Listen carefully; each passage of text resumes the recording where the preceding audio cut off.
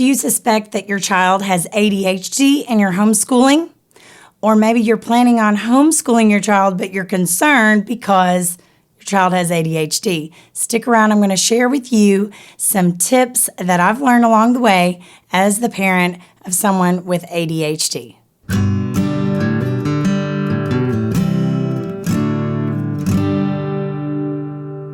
Hi, I'm Rebecca and welcome to the Parent-Teacher Bridge, where you can find the ideas and resources you need to empower you to be your child's most influential teacher.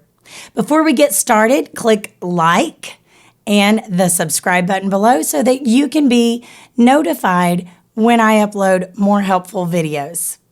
So today we are talking about homeschooling your ADHD child. And this is something I definitely have experience with. My son is entering into 5th grade this year, and having started with junior K, I've been homeschooling now for 6 years. My 11-year-old son has ADHD, and I suspect he has some anxiety in there as well. And the poor behaviors that come with that just get magnified when he is tired or sleepy. And when he's well rested, he's almost like a different child. He still has ADHD, but the attitude is a lot better. And we struggle around the house trying to get him to get things done and stay on task. And when I taught children with ADHD in the public schools, they were quite challenging to teach as well because of trying to keep them on task, trying to keep them to focus. Even if they were smart and creative and I liked them, they were still a challenge. And they could be a challenge to teach at home as well. Now, my son has always been homeschooled, so that's all he's ever known. Comment below if you have homeschooled your ADHD child and they came from public school into a homeschool setting. I'm curious to see how that worked for you, and I would love to hear your story. Homeschooling my ADHD child has definitely come with some blessings. As I think about what our world would be like if I had sent him to public school and we had to deal with issues like homework in the evening or forgetting certain books that you needed for the homework, forgetting those at school, or forgetting anything at school for that matter. I think, wow, I'm so blessed because I don't have to worry about that. I don't have to worry about, busy work that was assigned. I don't have to worry about due dates and things of that nature. I get to assign how much work that I give him. I get to change the due dates on my own, and I don't have to report to anybody else on that, much like you might have to do, say, if you were distance learning or if your child was going to a traditional school. So there definitely are some benefits to homeschooling an ADHD child. Now, here are some lessons that I have learned over the past 6 years in homeschooling my ADHD child. Keep the lessons short. You might aim for something like 5 to 10 minutes with a younger child, or maybe up to 20 with an older child.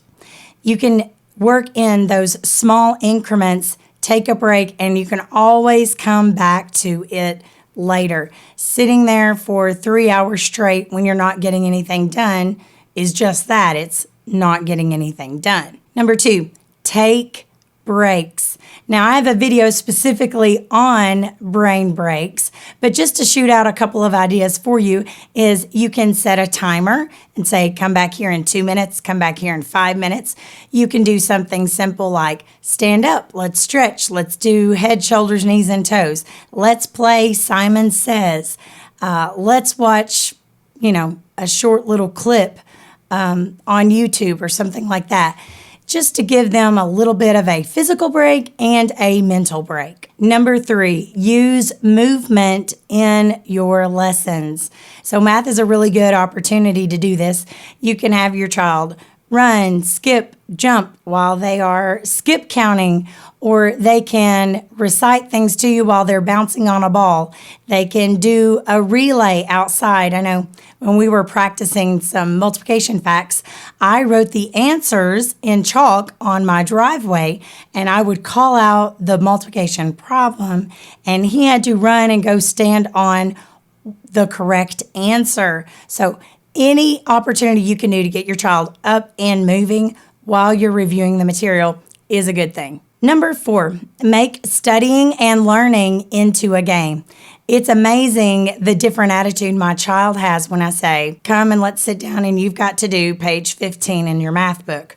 Or if I say, hey, let's play this game. I've got this deck of cards. Let's play this game together. So math is a great chance in the day where you can do some learning with games. You can use decks of cards, you can use dice, you can order specialty dice that have a different amount of sides on them. And I know Pinterest has lots of ideas for using these materials in math games. If you're thinking about a subject area that's non-math related, you can play something like Jeopardy. Or let's say that you are doing a simple page in the book. You might have to say, okay, let's number these and let's just do the odd ones. Or you do the odd ones and I'll do the even ones. Or let's talk in a British accent. Just make something fun and like a game. Hi parents, is your child struggling to read or even hates to read and nothing you have tried has worked? Get my free guide, 5 quick tips to immediately help your struggling reader. I'm going to show you the simple tricks that I've used for years to successfully improve children's reading and their confidence in reading. It's easy, it's simple, and it's free. Just go to theparentteacherbridge.com/reading help. You can find that link in the description below. Number 5, allow some fidgeting. Now, I may choose to read a book aloud, or I may choose to review and ask him questions on vocabulary words or something like that we are studying. And he might be allowed to play with Play-Doh, play with Legos, doodle while I'm asking him those things. And the rule is, as long as he is still listening and answering correctly and he is not distracting anyone else around him, that I will allow him to do those things. Number 6 is to chew gum. Now, I realize parents, there are some of you out there that don't really have a high level of tolerance for children chewing or smacking their gum. So you have to be the judge of this.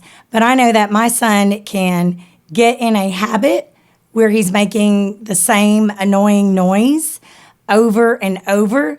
But if I give him some gum, I might have to listen to some chewing of gum, but that's about it. You'll have to go over with your child what your expectations are as far as, no, I don't want you playing with that with your fingers, or I don't want you popping bubbles. The same can be true for, if you have a little lollipop or something like that they can have. If you are needing them to do something quiet and to focus on something for a while, just having something for them to suck on or chew on in their mouth can help. Number 7, keep a routine, but be flexible with it.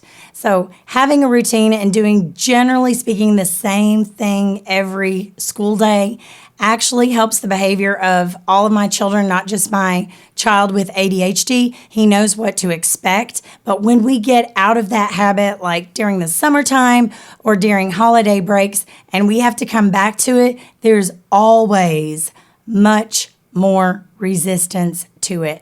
So it can help if you have a routine, and the more consecutive days that you stick with that routine, the easier it will be. So don't get discouraged if day 1 is a little bit more difficult for you. Now, whatever routine or schedule that you keep, I do recommend that you have a visual, because it really helps for your child to see what's coming next. It helps for your child to see how much they've gotten done. And it helps for your child to see that there is light at the end of the tunnel, that they are almost done with their work for the day so that they can go off and play. Now, when I'm planning out a routine or a schedule, I try to balance some of the lessons. The ones that require a little bit more quiet time and focus might be earlier in the day, or I may take a break and do a more active lesson after that. And the more you do it, the more you're going to get used to how you need to adjust that, especially with other children in the house. So when I had a baby and a toddler, we might save the more difficult concentrating work for later in the day when the younger children were asleep. And I knew that I had some quiet time with my oldest. Number 8 is to use humor. When I can make a joke or make a silly face or do a silly move or even show a short, silly cat video on YouTube to my son, it makes him laugh. And when he laughs, he's in a better mood. And when he's in a better mood, he is more likely to continue his schoolwork without complaint. So don't forget, sometimes when you're in the middle of something frustrating, try to do something to make your child laugh. Number 9 is to have some form of positive reinforcement.